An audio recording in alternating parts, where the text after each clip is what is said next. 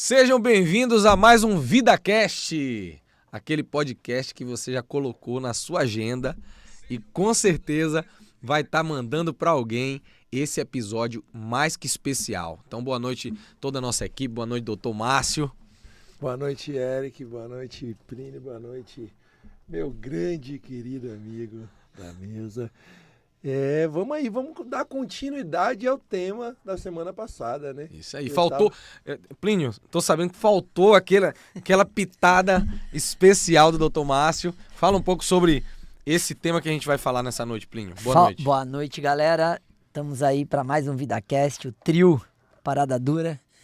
A gente bateu um papo muito legal na semana passada e tinha um tema que ficou ali na entrelinha porque faltou nosso médico da saúde, Olha né? aí. Que era aquela vibe que Márcio fala sempre, que médico tem que cuidar da saúde, não da doença, né? E essa medicina preventiva e tal. Em algum momento, a gente tocou na ideia que, assim, a importância dessa coisa de rotular, de diagnóstico, de ficar classificando e carimbando a pessoa. E eu acho que esse tema merece um reforço no nosso VidaCast de hoje, que é como um diagnóstico pode direcionar e enviesar a vida de uma pessoa, né? Inclusive, muitas vezes, esse rótulo acaba sendo um limitador, né?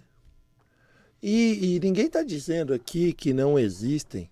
Ninguém está dizendo, não, esse diagnóstico não existe, aquele diagnóstico não existe. Não é sobre isso. É sobre o quanto eu utilizo, ou o quanto eu permito que este rótulo me limite. Uma certa vez, uma pessoa falou assim, mas é pobrezinho, né? Ele é autista. Eu falei, mas como assim? Não entendi. Pobrezinho, ele é autista. Messi também é autista. E alguém tem pena de Messi? Aí, outra vez, alguém vai, mas fulaninho tem TDAH. Simone Biles, a recordista de medalhas aí na ginasta, a norte-americana, também tem TDAH. E até quando a gente vai continuar dando mais importância ao rótulo, ao diagnóstico, do que ao ser humano? Ela é Simone. Ela não é uma pessoa que tem TDAH, porque nenhum rótulo é o suficiente para classificar, para limitar uma pessoa. Aí ela é ansiosa. Não é. Ela pode estar em algumas situações se sentindo com ansiedade, mas ela não é aquilo ou aquilo outro. E me incomoda muito essa questão, porque eu, quando fui para a faculdade, eu fui acreditando que eu ia aprender saúde. E eu vejo o povo só olhar para a doença. E isso, na verdade, eu acho que assim, é a gente pensar que um diagnóstico reduz a pessoa ao diagnóstico, né? Eu já falei disso algumas vezes e a gente, estando presente junto nas corridas, né? A gente conversa que é assim, eu era uma pessoa que aos 15 anos recebia um diagnóstico de metade do pulmão. Né? Ou seja, olha, Plínio, o melhor médico do país, cheio de livro, o cara, né, lá da Unicamp e tal, minha mãe já tinha feito todas as simpatias, vacina do Alasca, barbatana de tubarão branco pescado na lua cheia, gato do mato caçado na terceira lua cheia do ano, uma loucura assim, senhorinha pra cortar a asma com o machado em cima do morro, tudo que não tinha mais o que fazer, minha mãe fazia porque eu era uma pessoa que vivia no hospital, andava com broncodilatador 2, né? Ou seja, não tinha vida saudável com a questão respiratória. O médico fala aos 15 anos, olha, você tem 40% da sua capacidade pulmonar e você vai ter que tomar esses 5 remédios por dia para ter uma vida estável. Com 15 anos eu me revolto com essa porra, com 16 eu saio de casa e paro de tomar os remédios. E vou para homeopatia e para vida saudável, alimentação, atitude, esporte e tal. Com 25 eu mudo pra Bahia, porque eu descubro que aqui eu não tenho porra nenhuma, né? Ou seja, respiro pelos 2 buracos do nariz pela primeira vez na vida, aos 25 anos. E quando eu chego nos 40, eu completo uma corrida de 500 e abraço minha mãe e falo, avisa o doutor que ele tava errado na porra do diagnóstico, porque se eu tivesse acreditado naquilo, eu continuaria não conseguindo subir 2 lances de escada. Então, isso me move muito, porque se eu pego o diagnóstico e não reajo, né? Então, quando eu tô cruzando uma linha de chegada de uma corrida dessa, eu sempre lembro desse diagnóstico. Ô Plínio, como é que era para você subir a escada do colégio? Cara, quando eu passei do quarta série para quinta, mudava de andar no meu colégio, né? E aí era basicamente 8 degraus mais 8, 2 lances de 8 degraus. Eu subia os 8 primeiros degraus, morria de tossir, sentava, fazia 2 bombinhas de broncodilatador e aí subia os 8 segundos degraus. Quarta série. Diga aí. Bancada. Há 2 semanas atrás você completou quantos quilômetros? No domingo agora eu fiz 100 km em 20 horas. É isso aí. É sobre isso. Parabéns, meu amigo. E assim, isso me reforça essa coisa, porque eu brigo contra. Eu acho que é importante ter o diagnóstico, saber o que você tem, saber o que tem que fazer, como vai lidar, que tipo de atitude você vai ter que ter para reagir. Mas a gente não pode reduzir um espírito que tem uma vida inteira para viver encarnado, né, na minha percepção de reencarnação, a um diagnóstico. A gente é mais do que isso. A gente transforma, a gente tem o poder de transformar as coisas, né? Sim. Isso, Plínio, nos leva a pensar no que significa esse diagnóstico. Top. Para o cara que recebe, desculpa, ele vem com uma fala do médico. Sim. Olha só, olha como é que começa, né? Então, você por algum motivo vai a esse médico e esse médico fala uma coisa. Então, o diagnóstico começa com a porta de entrada para qualquer tipo de pensamento, sentimento interno e externo. Sim, e Que de um profissional que tá é lá uma pra palavra. isso, né? Então Claro. o cara lhe dá uma palavra, um rótulo, e aí entra. Aquilo, na maioria das pessoas, vai disparar um diálogo interno, Sim. né? Pô, cara, é aquela pessoa... Não sei se já aconteceu com você, mas é bem fácil, por exemplo. E aí, cara, como é que você tá? Aí vocês... Cara, eu tô bem. Poxa, cara, eu tô sentindo você assim meio... Cara, ó, sabe a hora que eu tenho vontade de socar o nariz da pessoa? É nessa hora. É barril, velho. O que você tem hoje que você tá com essa carinha? Que véi, carinha, meu? Você Eu entendeu? tô te achando meio pra baixo. Porra. Tem uma galera que tem essa tendência, cara. Né? Aliás, eu me lembro um amigo meu que foi o meu, ele foi o meu leitor de personalidade, né, da minha empresa de projeto arquitetônico. Foi o cara que me ensinou isso na adolescência. Ele tinha uma brincadeira legal, doutor Márcio, que ele falava assim, ele chegava assim, ó, Plínio, e aí, cara? Tá malhando, velho? Você conhece essa? Aí, Plínio, tô não, ele... Pô, o cara tá precisando, hein? Então, assim, porque, né, você já pensa assim, pô, rapaz, tô não, Tô porque... bem, né? Não, mas tô bem, né? Tá precisando, velho. Então, assim, esse diálogo interno, ele começa. Pô, você foi buscar uma autoridade, o cara vai e usa essa autoridade pra lhe dizer, não assim...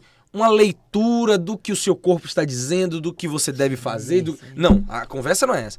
A conversa é botar uma cerca e dizer, um a limite, partir né? de Instalado, hoje, né? a partir de hoje, cara, é o seguinte, você tem tal coisa, então você, a partir de amanhã não, hoje à noite, você já vai ter que parar com isso, fazer assim, ao invés de entender melhor que aquilo é uma comunicação que você está tendo com a pessoa e que assim como a gente deu o exemplo do quando o cara fala, o seu corpo, eu vi um médico que eu acompanho de medicina chinesa, que ele fala o seguinte, o seu corpo ouve as suas palavras, né? Então, ele fala sobre um conceito bacana que ele fala da idade virtual, ele é um coroa e ele fala, eu tenho uma idade virtual, e realmente ele parece ser bem novo, que é o que as minhas células ouvem de mim.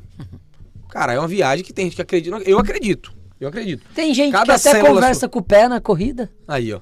Pronto. E o pé escuta. E o pé escuta, Então, essa responsabilidade que se tem de passar, porque isso pode determinar, cara, a maneira como uma pessoa vai acreditar que ela é, a força que ela tem ou não. Não são poucos os depoimentos de gente que após um diagnóstico morre em pouco tempo. Após um diagnóstico definha.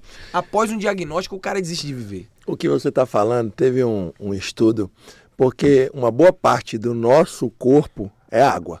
Sim. Certo? E fizeram um estudo com as moléculas da água. Sim. Japonês. Colocaram lá as moléculas da água e umas ficaram ouvindo um rock pesado, outro palavrão, outro uma oração, outro palavras de elogio, de incentivo. E aí depois eles congelaram e fizeram fatias e colocaram lá no tubo de ensaio lá. As células da água estavam agrupadas de forma diferente. Cristalina a molécula. Tinha cristalizado a molécula. Gente, quem puder, coloca aí. Estudo na água com músicas. Gente, é impressionante. Imagina se a água, por si só, ela se agrupa diferente quando ela escuta coisas positivas ou negativas. Imagina essa água que está dentro da gente. E falando de diagnóstico, quando eu tinha 5 anos de idade, eu morava em São Vicente. Dizem que é uma das primeiras cidades. Na verdade, sempre me disseram que era a primeira cidade fundada no Brasil. Depois eu vi que tem uma mais velha que ela ainda. Fica do lado de Santos, mas também ali bem próximo a Cubatão. E estamos falando de 40 anos atrás. Obviamente que a preocupação com os filtros industriais não eram os mesmos que são hoje, embora hoje ainda são poucos. Mas eu comecei a ter um negócio onde toda hora eu estava doente e ninguém sabia o que eu tinha. Minha mãe que está ouvindo o programa, ela com certeza se lembra, ela um belo dia, já sem saber mais o que fazer, chegou no hospital com um médico, bam lá, e aí o médico falou, ó, se prepara porque seu filho não tem 48 horas de vida.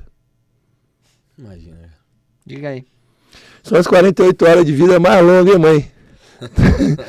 E depois a gente teve a sorte de encontrar um outro médico, minha mãe lembra o nome até hoje, eu não lembro mais. E ele disse, não, fica tranquila. O problema do seu filho é só porque ele está tendo leucopenia severa por conta da poluição de Cubatão. Agora, isso é bom porque a gente já sabe o que é, mas é ruim porque vocês precisam dar um jeito de tirar ele daqui. Olha aí. E aí, nesse momento, minha mãe e meu pai conversaram e tal e organizaram para a gente se mudar. E aí nós fomos para o Rio de Janeiro.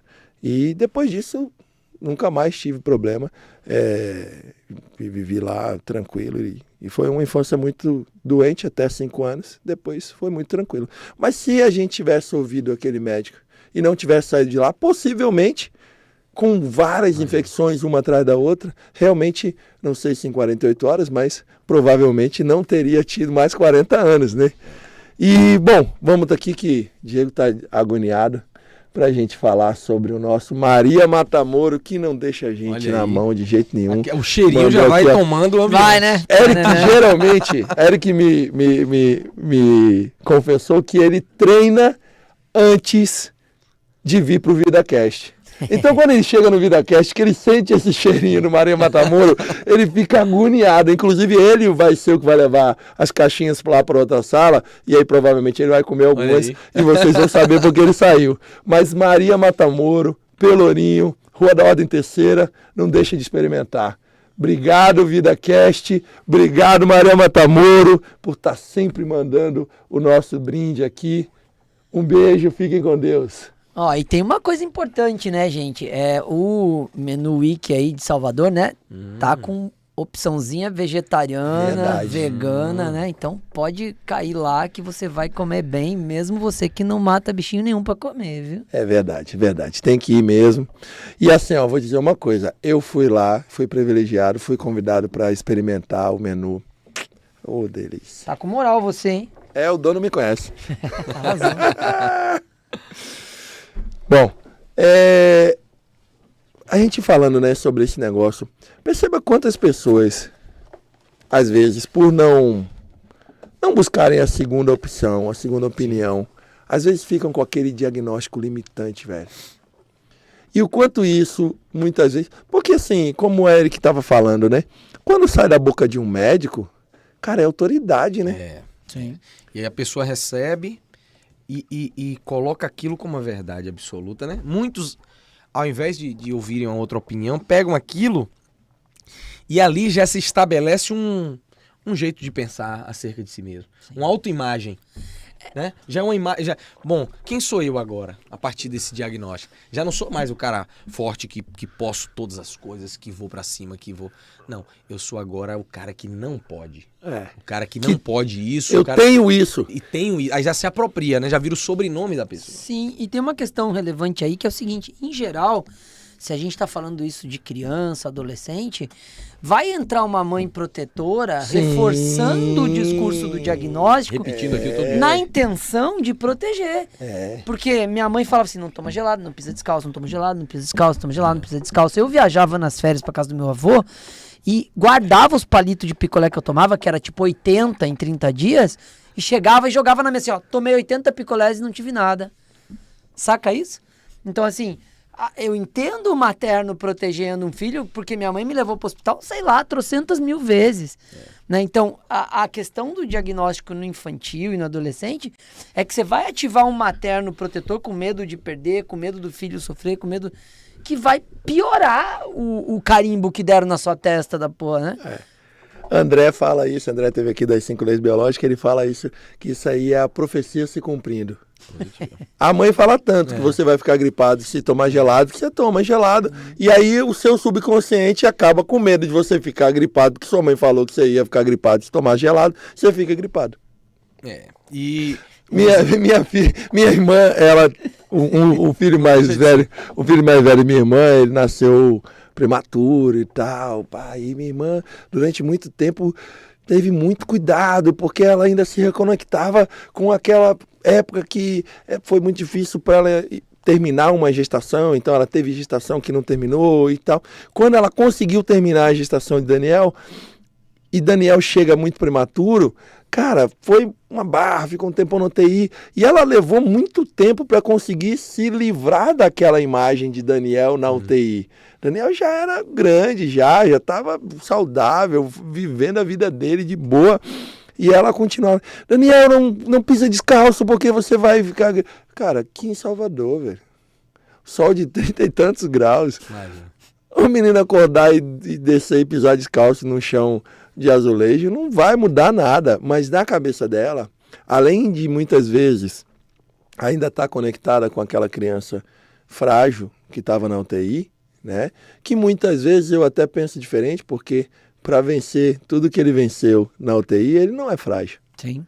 Muitos de nós não venceríamos. Ele fragilizou-se, mas reagiu. Exatamente, né? Com muita força. Então não era um pé frio, um pé descalço no azulejo frio, sim, que iria levar uma criança que lutou contra uma prematuridade e na UTI. E nesse momento ela ainda não tinha dificuldade de se livrar. E quando o Plínio traz esse negócio do materno protetor, é algo muito forte, porque é algo que muitas vezes é irracional.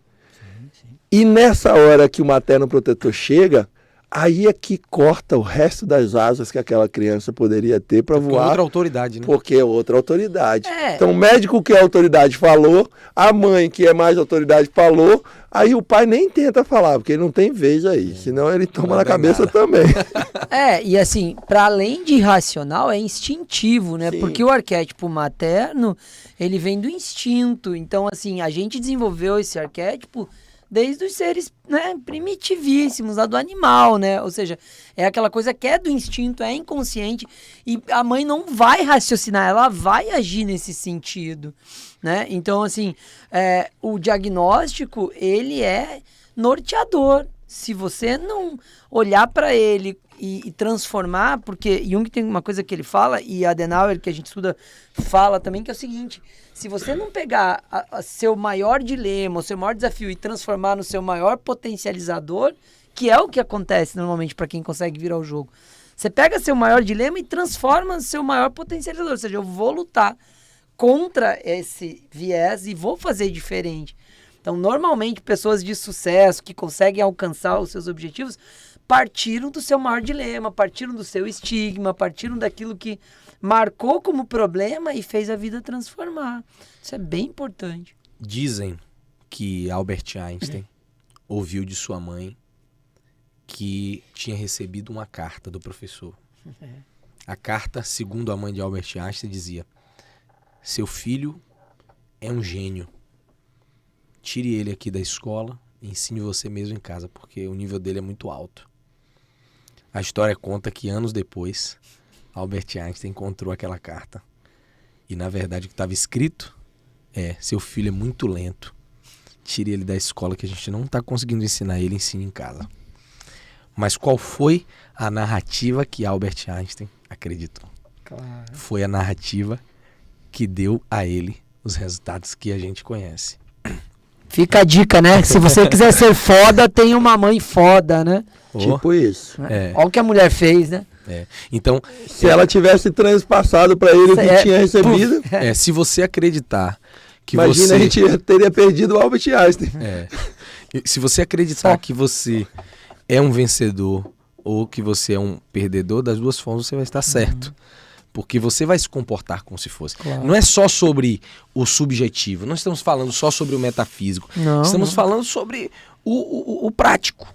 Se eu acredito que eu não posso, o natural, embora existam exceções, aqueles que discordam, que batem na mesa e dizem: você que está dizendo, comigo é diferente.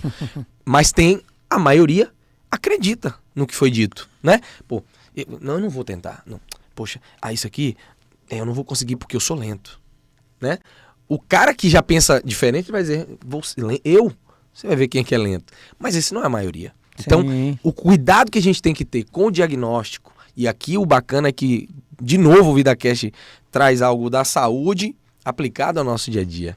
Que isso se aplica a tudo, se aplica ao diagnóstico de doença, né? De você procurar uma segunda opção, de você procurar um tratamento.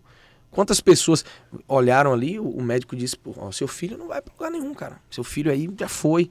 E aí o pai, a mãe foi pra cima e deu um jeito, porque a natureza tem disso, dessa compensação. Quando você luta, você consegue virar uma chave, melhorar, dar um up. Eu tenho um amigo que começou como um cliente, eu fiz uns 2 projetos de umas casas dele, e aí a gente se tornou amigo e tal, ele é um cara forte no digital. E ele teve um filho, né? Ele tem um filho que tem uma questão cerebral mais lenta, um processo mais lento de aprendizado e tal. Ele é autista, mas num grau bem delicado mesmo. E esse cara, velho, tem essa característica. Ele disse: velho, eu fui pra cima, irmão. Me tornei especialista nessa onda aí. O cara foi pra cima, pesquisando muito, ele é autodidata, pesquisando, lendo muito, fazendo tudo o que era possível pro filho ter um resultado melhor, uma qualidade de vida melhor. Mas quantas pessoas fazem o contrário? Poxa, realmente, mas deixa pra lá. E cruza os braços e fica. E eu já vi vezes... E até esconde o filho. Sim, isso é verdade. Eu já vi vezes de o médico dizer: olha só que coisa, não tem o que fazer. Eu poderia dar exemplos aqui, mas para não ficar longo. Já vi assim de perto. Não, isso aqui...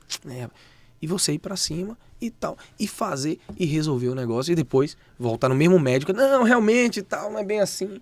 Porque você não pegou aquele diagnóstico, colocou na testa e acabou com as expectativas.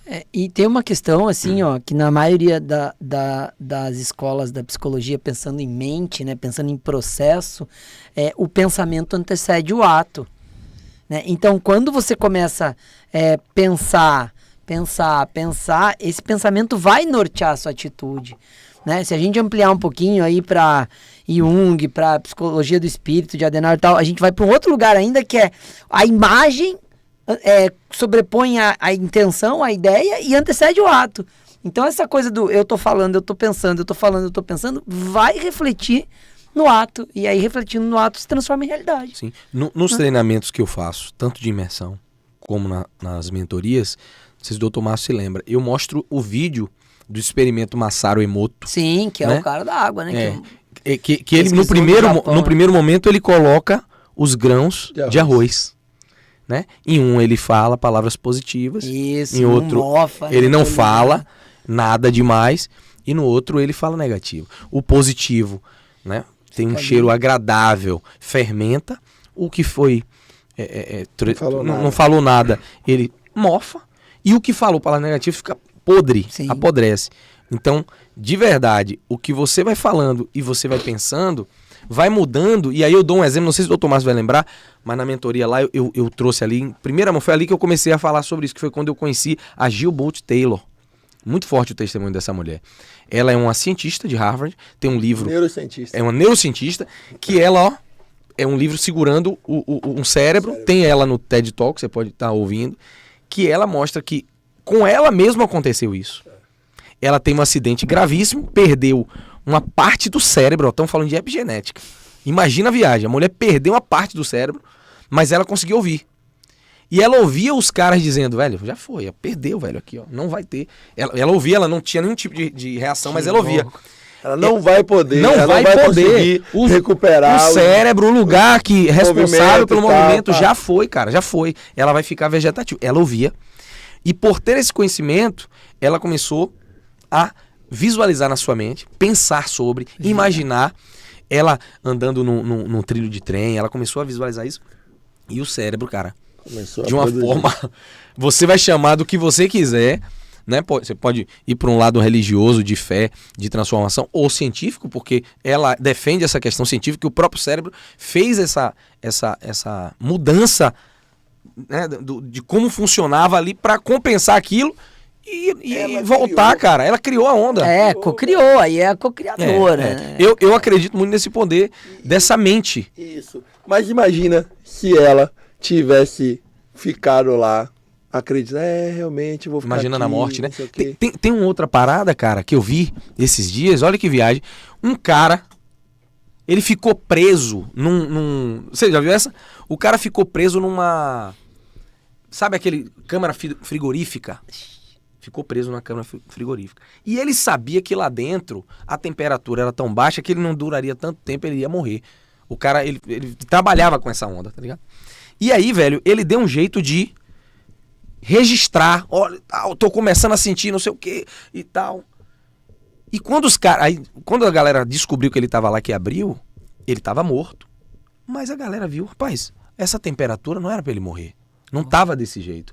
Mas na cabeça dele, ele sabia, ele tinha certeza absoluta que em tanto tempo, olha, eu tô começando a sentir não sei o que e tal, daqui a pouco eu vou morrer porque não sei quanto. E o cara morreu porque a mente dele matou ele. matou ele, porque tinha certeza de que ele ia morrer. Um ponto que chega, isso aí não tem a menor dúvida de que é.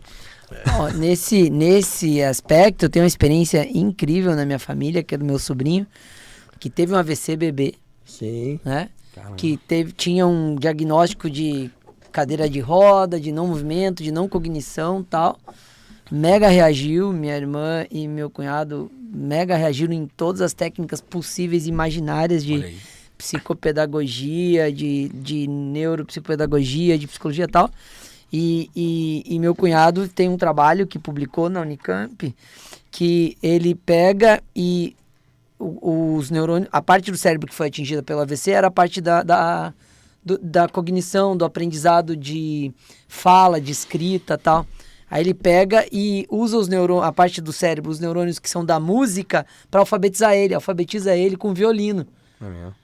E aí o menino tá lá, indo para 16, 17 anos, joga na seleção brasileira de xadrez para xadrez, para desporto e tal, e tá despontando e tá lá na escola normal, acompanhando, ou seja, fez plasmou isso, né? Virou e tá lá, com vida super viabilizada, bem estável, né? Numa pessoa que tinha um diagnóstico que tenso, né? O nome disso é neuroplasticidade. Exatamente. Você consegue fazer com que algumas células, né, do seu cérebro que eram destinadas para tal função façam outras. Sim. Isso é muito comum na vida de todo mundo. Teoricamente, a gente não sabia lavar louça. Mas a gente tem que ajudar em casa. A gente lava louça. A gente lava louça, enxuga a louça. Eu não gosto muito de enxugar. Eu fiquei pensando. A gente vai aprendendo. Por que a gente vai aprendendo? Porque é melhor aprender. Simples assim. Esposas, neuroplasticidade resolve relacionamentos. Atenção. Fica a dica. É massa. E no fundo, gente, é sobre qual é o nosso poder, né? Dependente do que a gente acredite, como vida, como espírito, como alma, qual é o nosso poder de construir, de cocriar, de resolver, de superar, né? E aí a gente parte dessa ideia de superar diagnóstico, superar a situação. A própria história da minha mãe, que eu já contei aqui, né? Sim. Que tem um câncer raro, que o médico falou, não vai durar 6 meses, é um câncer do estômago que teve 3 no Brasil até hoje. Ela vira pra mim e fala, filho, pode voltar pra faculdade, que eu não vou morrer desse negócio. né? E tá aí, subindo montanha aos 60 e poucos, sei lá quantos anos, 60... Fiz tratamento e tal. 66 anos, subindo montanha pra fazer piquenique, cantando parabéns com as amigas de 60, 70 anos de cima do morro pra mim, falando que subiram o morro pra comemorar meu aniversário. Tá aí, 60, 40, sei lá, 35 anos depois de zerar o câncer, zerado, não tem nada, faz anos já. E aí você vê o quanto a forma com que a pessoa encara a situação faz toda a diferença. Exatamente.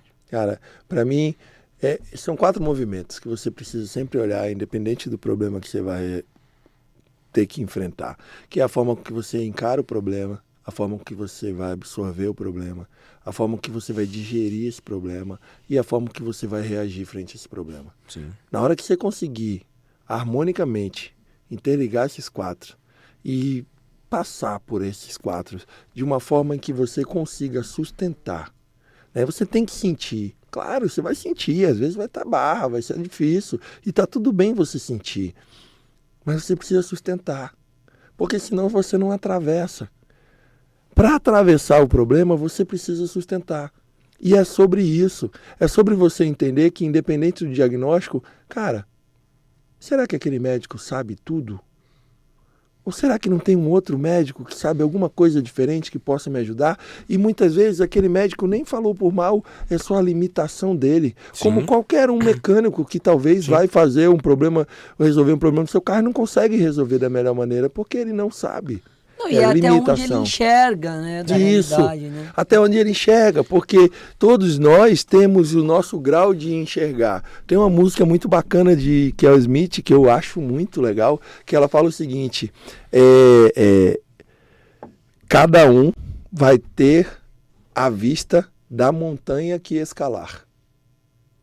No momento em que eu não escalei montanha nenhuma, eu continuo vendo aqui no plano, na linha do horizonte, aqui no nível do mar. No momento em que eu já escalei, no momento em que eu já percorri uma subida bacana, eu já enxergo mais coisas, eu já conheço mais coisas, eu já acredito em mais coisas, eu já consigo criar mais coisas, eu já consigo levar o meu paciente a enxergar coisas que eu já enxerguei. Mas no momento em que eu não enxergo, que eu não acredito, fica difícil. Então, assim, é sobre o quanto você enxerga. E se você enxerga mais, não se limita com nenhum diagnóstico, caramba. E é o viés, né? É o viés do conhecimento também. Então, assim, se você vai estar num lugar de diagnosticar alguém, seja o que você for, médico, psicólogo, terapeuta, seja o que for, você vai fazer com o seu viés. Né? Ou seja, é o viés daquilo que você estudou, que você acredita, por onde você vai. Então, assim, ok, essa perspectiva, esse viés, limita dentro do que você tem, né? E não está certo ou errado, é só um viés. Sim. Né? Porque eu posso tratar as coisas de diversas maneiras. Né? Então, assim, quando eu penso na minha experiência, né, de asma e tal, quando minha mãe pega e chega ao ponto de me levar em cima do morro por uma velhinha, sair lá de dentro de um casebre com um machado na mão, na lua cheia, para cortar meu bronquite, ela já não tem mais viés, ela já morreu. Né? Essa história é incrível, cara. Minha mãe chega num nível de loucura que não sabe mais o que fazer, eu morrendo de asma e bronquite todo dia. O que ensinassem para ela fazia. Tatu bola de jardim pra pôr no colarzinho pra ver se o tatu bola rouba o bronquite. Gato do mato, caçado na terceira lua cheia. Meu avô sai pra caçar um gato. Não, era pelo meu avô essa. Pelo caçar o gato do mato pra fazer uma farofa, pra comer de gato do mato que vai, né? Então, e assim vai. E aí surge uma velhinha num morro, não sei aonde do demônio aí, que tinha lá 100 anos, que cortava o bronquite. Minha mãe pega e a gente vai, sobe o morro a pé. Corta o cara no meio, não tem mais... Então, mas a história é essa. Imagina eu com 12 anos, sobe um morro na lua cheia, terceira lua cheia, sei lá do que demônio. Chega lá em cima, cara, sem brincadeira, cena de filme de terror. Sai uma velhinha arrastando um machado, cara. Sabe? Vou acabar com esse sofrimento É, agora. aí eu olhei Nunca pra mais você aquilo, vê eu esse tinha menino certeza, entupido. eu tinha certeza que a velhinha ia me matar e ia curar meu bronquite. Não, nunca mais você vai ter Aí problema. sabe aonde que minha mãe me achou? Lá embaixo do morro, embaixo do carro. A mulher não cortou meu bronquite nem aqui, nem na China. A hora que eu vi aquela mulher, eu me piquei, brother. Deixei minha mãe lá, me joguei embaixo do carro e só saí com a certeza de que a mulher não tava lá. Porque imagina, cara, que a mulher ia cortar meu bronquite. Você tá louco? Cortar o meio. Ia Mas me assim, cortar meu pulmão ao meio, o bronquite. Nunca mais sua curado. mãe ia ter esse Nunca problema. mais sua mãe Olha, vai ter nunca problema mais de você leva esse menino no médico. Eu te garanto, fica a dica. depois dessa noite aqui, você nunca mais vai entrar no médico com esse menino. Essa foi a simpatia mais treta. Não vai que eu pagar passei, convênio cara. médico, mais Não. nada. Mas assim, Não, deixa eu contar mais uma coisa. E tinha uma história que era as garrafadas, tá ligado? Garrafada pra curar o bronquite. Tinha uma garrafada, ficou bem cara, forte mesmo, cara. que devia ter, sei lá, 50% de álcool destilado na porra da garrafa. Eu com 10 anos tomava um cálicezinho da garrafa e ficava bêbado, bebaço, cara. Bebaço. Minha mãe esse negócio tá me deixando grog. Aí a garrafada, ovo de pata, não sei o que, conhaque, mastruz, não sei das quantas. Cara, pelo amor de Deus. Mas a reflexão que fica de Por isso cara... você não bebe mais, né? Deve ser. O Porque teu, traumatizado. o teu Toda a alcoólico, cota da toda a vida cota inteira. alcoólica da vida inteira. Não, aí foi- é outra história. Aí é outra história que eu já contei, né? Depois eu conto se sobrar tempo. O motivo pelo qual eu já bebi tanto não bebo mais é outra história. Mas a reflexão que fica quando a gente ouve o caso de Plínio e de outras pessoas não é sobre o que alguém disse, né? Alguém vai dizer. E as pessoas têm suas limitações, como bem disse o Dr. Márcio. Mas como eu vou encarar? Será que eu vou baixar, né, imediatamente aqui a guarda e vou receber? Porque, de repente, o que a pessoa falou não necessariamente está errado. É o diagnóstico.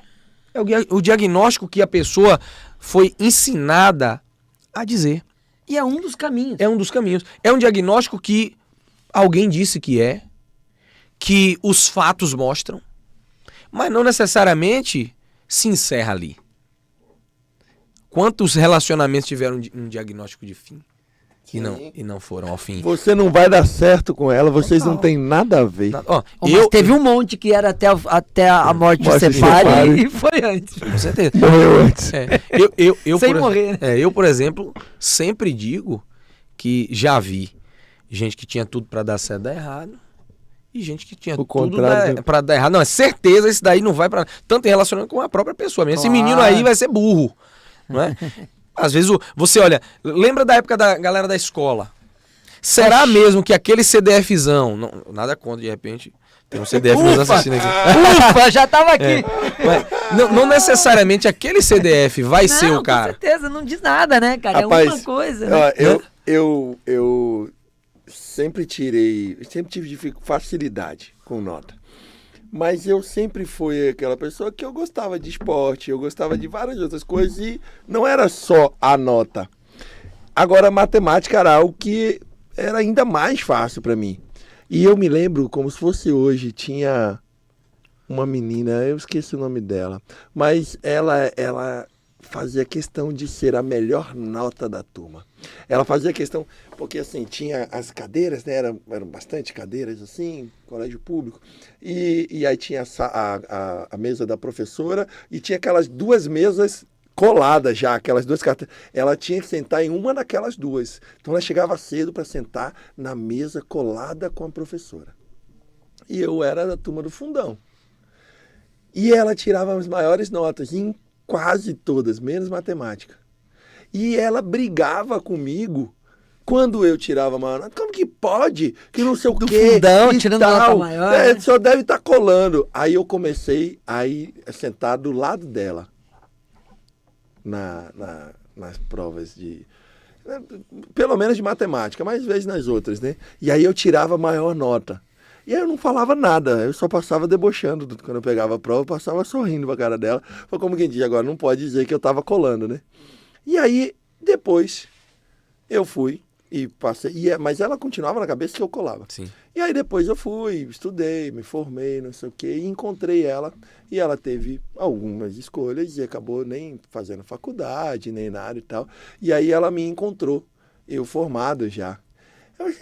Como que pode Você que era da turma do fundão, ter se formado como médico. Eu falei, colando. Você não falava que eu só tirava nota colando? Você não colava, não se formou. É sobre isso. Mas é sobre a limitação da visão da pessoa. Então a pessoa imagina que se não sentar ali na frente, não vai ser um bom aluno. Perceba. Sim. Quanto é limitante Sim. isso. E essa reflexão que a gente E traz... rapidinho, e hoje em dia os estudos já demonstram que as pessoas que conseguiam sentar lá no fundão e tirar boa nota, geralmente saíam melhores nos trabalhos, porque ela tinha a sociabilidade, ela conseguia socializar, ela conseguia ter a condição de conversar. O povo do fundão dando desculpa aí, ó. Não, lidar com problemas pessoais, eu digo, porque muitas vezes aquela pessoa que tirava boas notas eram só bons na matéria, não era em lidar com pessoas. E hoje em dia a gente entende que se você não consegue lidar com pessoas, você pode ser o mais inteligente. Tá bem, mas eu continuo não gostando do povo do fundão. Eu era desses. Não, e o que a gente traz é uma esperança. Essa nossa fala traz uma esperança para alguém... O povo do fundão. Povo do fundão, aí, ó, alguém povo do fundão de caramba, alguém tá por nós. Doutor Márcio disse, viu? Então, assim... Sobe a hashtag aí, galera. O povo do fundão vai dar certo na vida. Mas traz uma esperança para você que ouviu que você era o mais burro. Claro. Pra você que ouviu que não ia dar em nada, que não ia ser feliz, que não ia dar certo, Que ia não ia viver crescer. 48 horas no máximo. Que não ia respirar nunca, que ia ficar sempre Tava ferrado com bombinha. Então, é uma esperança de que... Quem disse que tem que ser assim, né? Quem disse que vai ser? Será que você vai ser como aquele filme, né? Até o Último Homem? Que o cara... Aquele filme é espetacular, viu? Que o cara, até o último momento, cara, ele deu tudo de si. Então, dentro da sua realidade, dentro da sua limitação, dentro do seu diagnóstico, seja ele qual for, talvez não tão dramático como esses de saúde que a gente entrou, mas de repente um diagnóstico social. Pô, velho, você nasceu na favela, bicho. Isso é bem interessante. Você nasceu na favela. Talvez você ouviu da galera da sua família. Cara, esquece, velho. Você é favelado, bicho. Você é favela, você não vai pra lugar nenhum, não. Vai fazer outra coisa. E você lembrar de exemplos como Michael Jordan, que não era nem aceito no time, que a galera não achava que ele era nada. E o cara se torna um mito, né? Eu tenho uma amiga que ela tá se formando em medicina. Falta um ano, acho. E ela disse o seguinte, que ela ouviu da família dela, que ela sempre disse que queria estudar medicina. Ela ouviu da família dela o seguinte: você acha que assim qualquer pessoa faz medicina? Procura o seu lugar, menina. A gente é pobre. Imagina, velho. Você não tem a mínima condição de ser médica. Imagina, velho. E perceba, da própria família. Sim. Ela escutou isso da própria família. Ela não escutou de ninguém que estava em uma classe superior, ou que isso, que aquilo. Da própria família. E quantas pessoas não escutaram isso da própria família? Eu gostaria de dar para eu não esquecer, deixar aqui uma sugestão para vocês. Quem puder, assista o filme Estrelas na Terra. Fala muito. É incrível. Fala muito sobre este tema que a gente está falando, gente. Massa. Dediquem aí 2 horas e pouquinho, assistam Estrelas na Terra. Meu Deus. Se preparem para dar uma desidratada. Para dar uma desidratada, leve água, porque vai Essa rolar semana eu alguns tava choros. nessa vibe também, assisti aquele Extraordinário. Sim. Boa. Top também. Top também aquilo ali, velho. É incrível. E é impressionante o Estrelas na Terra, porque assim, a gente percebe muito essa questão dos pais, e quando você vai ver o outro irmão, você vê como ele é cobrado. Sim. Também, né? Então, poxa, não deixem de ver, não vou dar mais spoiler, não. E assim, uma coisa pra gente, né, ir pros arremates, pô, passa rápido demais esse negócio. Uma hora. Olha, eu vou pegar uma função que era sua, mas hoje vai ser minha. Ah, boa. Sabe qual é? Eu tô tendo a função aqui de falar sobre o que a gente vai tratar no nosso próximo encontro. Me veio um feedback aqui, uma ideia, uma inspiração. Falar sobre Você falou um exemplo da pessoa da família. Sim. Então, o poder do ambiente, né, cara? Podemos top. falar sobre isso, o poder do ambiente. Top. Porque existem ambientes que a gente... Eu já fazendo a introdução da próxima... Fica aí.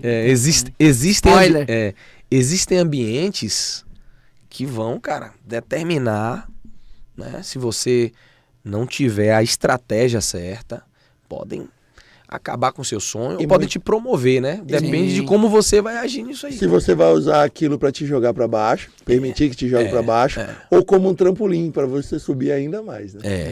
O ambiente determina tudo, né? Prepara o ambiente de forma consciente e intencional, velho. Porque o que eu mais vejo é gente que, né, vai deixando essas influências ocorrerem. Sim. E sem você perceber, aquilo tá te puxando para baixo e aquilo não te inspira. Nossa. E eu vejo, né? Aí eu tenho exemplo de paciente para 3 horas. Não, e são as escolhas, né? Cara. Porque você vai escolhendo se você quer aquele ambiente, aquele estilo de vida para você ou não, né? Acho que essa é a questão, né? E fatalmente vai influenciar. Vai, claro, e vai fazer no mínimo você refletir. Né? No mínimo você refletir.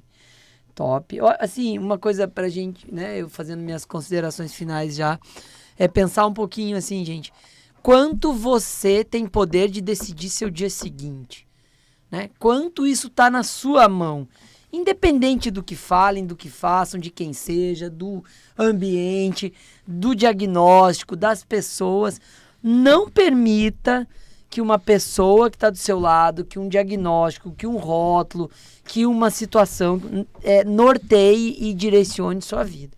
Ou seja, direcione sua vida para aquilo que você sente, para aquilo que você sabe que vai dar conta e se jogue. Pode ser para alguns um pouco mais difícil, pode ser que a pegada seja um pouquinho mais embaixo, mas você vai realizar aquilo que você acreditar e que tiver no seu sonho, que você sentir de verdade. Então, não baixa a cabeça, levanta, olha para frente e ataca a realidade, que a realidade vai ser aquela que está na sua mente. Essa é a minha fala de hoje. Boa. E focar bem naquilo que você ouve, aquilo que alimenta a sua alma. Hoje, em toda a história da humanidade, nunca houve um tempo em que você tenha tanta oportunidade de ser contagiado positivamente. Nunca houve tanta oportunidade. Hoje você, opções, né? Hoje você tem, cara, vamos dizer assim, na pior, entre aspas, das possibilidades, você não conseguir se conectar fisicamente, você consegue virtualmente. Conteúdo. Ouvir sobre a mentalidade daquele cara. Ouve esse tipo de gente, velho. Ou você vai ouvir, né? Falando de novo sobre... Baixo astral, né? Você vai ouvir o quê? O que você ouve o dia todo, velho? Né? Isso vai determinar o que você acredita sobre você mesmo. Né? O que você tá ouvindo? O tipo de música, o podcast que você ouve, o programa que você ouve. E assim, imagina, gente, se uma rede social tem um algoritmo tão inteligente que vai te trazer novos conteúdos semelhantes àquele que você parou para enxergar, para ver, ficou mais tempo naquele vídeo, que você procurou, que você buscou, que você ampliou aquela foto. Cara, ele vai te trazer mais desse conteúdo. Imagina o algoritmo da vida. Se o algoritmo da tua rede social te traz o que você mais consome, imagina você, na sua lei da atração da vida, o quanto é que vai atrair exatamente as mesmas coisas que você está dedicando tempo e atenção, que teoricamente não, na prática são seus 2 maiores tesouros. E aonde é que você está depositando esses tesouros? O que é que você está consumindo? O que é que você está depositando o seu tempo e sua atenção? É sobre isso. Positivo. É isso aí. E assim, o que eu acho que a gente pode deixar, né, de pergunta, né? Você tá percebendo esse movimento? Ou você tá indo, né? Flutuando e a maré levando, né? Deixa a vida me levar. Deixa a vida me levar só funciona pra Zeca Pagodinho, gente. Né? Funcionou. Agora, assim, perceba se você tá ali remando, direcionando o leme e tal, ou se você está flutuando e indo conforme a maré. Porque se você estiver indo conforme a maré, corre o risco de você desaguar no lugar errado. Né? E a vida que você está tendo hoje, o que você fez hoje, essa semana e até esse ano, que daqui a pouco já chegou o momento do balanço do ano de novo, é o que você deveria estar fazendo, acreditando, fazendo, né, e tendo como resultado? Ou é o que alguém disse a você? E talvez você acreditou tanto que aquilo se tornou até mesmo a sua opinião acerca de você mesmo. E outra coisa, aquela lista que você fez no final do ano passado, você já largou de mão para fazer uma outra no final desse ano? Ou você ainda continua dando prioridade para aquela lista? Porque ainda faltam 3 meses, viu? E tem gente dizendo, não, a partir de janeiro, cara, tudo vai ser diferente. Já começou, né? Cara, a partir de janeiro, velho, ó, é ano novo, meu irmão, vida nova. 15 tudo vai uvinhas, ser diferente. 20 ondinhas, né? E se eu te disser que esses 3... Lentilhas e calcinha amarela ou vermelha, dependendo da vontade. E se eu te disser que esses últimos 3 meses, menos de 3, né? Esses 2 meses e meio podem ser suficientes para destravar coisas que você gostaria que tivessem acontecido durante todo o ano. Quem disse que tem que esperar até o ano que vem, né? Quem disse que tem que esperar para segunda-feira para começar a academia? Quem disse que tem que esperar para o mês que vem para fazer uma coisa que você pode estar fazendo hoje? São coisas, são diagnósticos também que a gente ouviu, né? Não, rapaz, a partir de segunda, a partir do ano que vem, as coisas vão ser diferentes. Sempre esperando pelo outro. Alguém disse que você tá onde você tá e aí você acredita, né? Então, a nossa proposta dessa noite é que você mesmo escreva a sentença sobre a sua vida. Quem sabe faz a hora, não espera acontecer, né? Com certeza. Com muita regularidade eu chego no meu consultório, meus pacientes... doutor, é porque eu tô com tal coisa e tal, e eu já sei que não tem cura mesmo, né? Eu falei, quem foi que lhe disse que não tem cura? Falaram, mas falaram? Quem falaram? A última mesmo foi uma senhorinha, não, eu tenho artrose no joelho e eu sei que não tem cura. Eu falei, mas quem falou que não tem cura? Aí gaguejou, não sabia quem é que tinha falado que não tinha cura. Aí eu falei assim, o que te incomoda de verdade? Artrose, doutor. Eu falei assim, deixa eu ver seu raio-x. Aí eu falei, você tem pelo menos 10 anos de artrose. Quanto tempo que tá incomodando mesmo? Doutor, começou a incomodar mesmo tem 2 meses. Eu falei, então o que te incomoda não é a artrose, né? O que te incomoda é a dor e a limitação, correto? Então vamos olhar para a dor e para a limitação. Vamos olhar o que é que está causando a dor, o que é que está causando a limitação, o que é que está causando o descontrole, o desequilíbrio entre o peso e a força e a disposição e tudo mais. E vamos olhar para esse cenário. Depois a gente olha para a artrose, que durante 10 anos não te incomodou. Mas na cabeça dela, quando ela foi para outro médico, que ele viu o raio-x, disse, é artrose. E pro azar dela, e eu cheguei, olhei e falei assim, peraí, qual é o joelho que dói? Ela, o direito. Eu falei, e você sabia que você tem artrose no esquerdo também? Eita. É mesmo, doutor? Falou, Agora que ela não anda mais. Eu falei, e aí? Tá vendo que não é artrose? O seu esquerdo tem a mesma idade e é tão velho quanto o direito, que o médico tentou fazer você acreditar que era por causa da velhice. Cara, essa coisa de idade é uma coisa séria. Uma coisa que me incomoda muito é gente... Não sei se vocês já viram isso. Só para completar. Sim. Aí eu fui e falei assim, agora a cura da sua dor, da sua limitação, da forma com que eu sei fazer, pode ter outra forma, mas eu não conheço. A forma com que eu sei fazer acontece em dupla. Eu preciso da sua ajuda para que a senhora assuma a responsabilidade e pare de esperar um remedinho milagroso, pare de esperar o doutor Márcio milagroso. É sobre você entender que precisamos ter um equilíbrio entre força e peso. E tenha certeza que a cura só vem no paciente que acredita que pode ser curado. Porque esse celular, esse copo, ou o Cristo Redentor em cima daquele morro lá no Rio de Janeiro, independente da dificuldade de cada um dos 3, todos os 3 só aconteceram porque alguém primeiro acreditou que era possível. Se a senhora não acredita que é possível ser curada, não vai ser.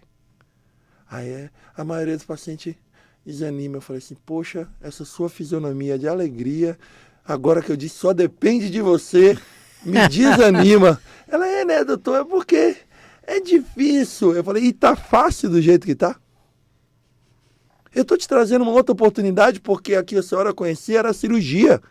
A que a senhora conhecia era remédio que não estava resolvendo. Eu te trago uma outra oportunidade que é bem mais barata, é bem mais saudável e mesmo assim a senhora acha que é difícil? Do jeito que tá fácil.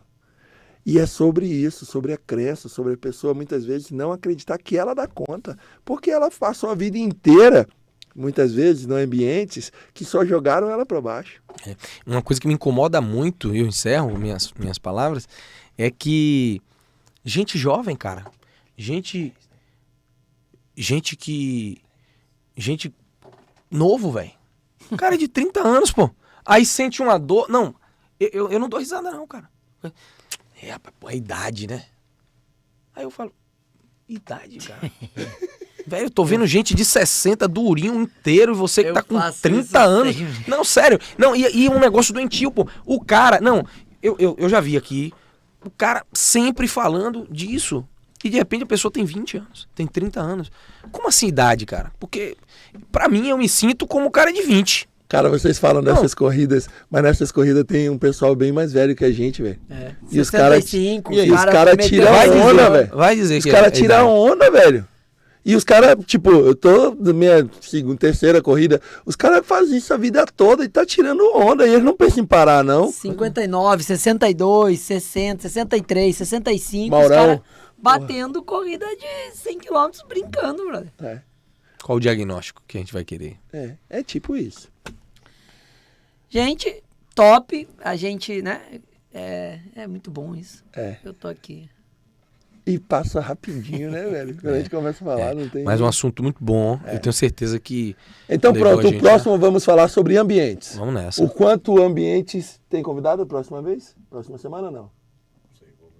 Tá. Pô, a galera que tá assistindo a gente aí, sobe né, uma fala aí só pra engajar, né? O nosso episódio de hoje. E não se esqueça de compartilhar. Mesmo depois, o podcast acaba aqui, ao vivo, mas continua. O link fica aí. Fluindo aí. Se faz sentido, né? Isso que você ouviu aí, coloca aí no seu amigo. Manda uma coisa legal pros seus amigos assistirem, né? Boa. Pra melhorar o ambiente dele. É isso aí. Olha aí. Gente, obrigado. Foi muito bom estar de volta. Semana passada eu não tava. Fiquei no aeroporto assistindo. E foi muito bom aquele programa, viu, velho? Tem que trazer aquele cara de novo. Esse cara tem que voltar. Ele é vibe boa também. Um beijo a todos. Fiquem com Deus. Obrigado, Plínio. Obrigado, Eric. É sempre bom estar de volta em casa. Eu me sinto em casa aqui com vocês. Gente de casa, um beijo. Fiquem com Deus. Valeu, VidaCast. Valeu.